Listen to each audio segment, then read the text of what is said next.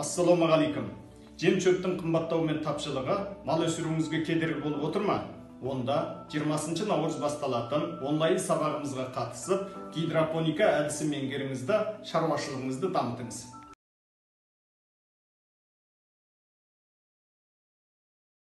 Талғат ағамыз осы 1 наурызда басталған гидропоника әдісімен жасыл шөп өсіру курсына қатысқан.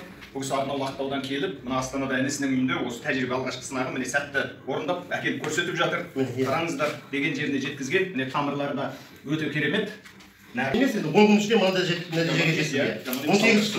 18 сантиметр жақсы шықты. Енді мына Ғалымбекке көп рахмет. Мына 1.70-де жаңағыдай үйретіп қалай өсіруге малға деген бұл өте пайдалы зат.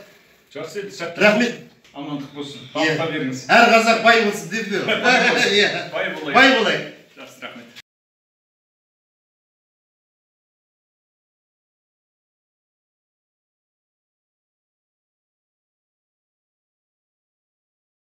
Астанада сыртта 20-25 градусқа дейін әлі суық, көктем әлі келмеді. Қорадағы ешкілерге, сауынды ешкілерге осы гидропоника әдісімен өсірілген арпаның, бидайдың жасыл шөбін беріп жатырмыз міне.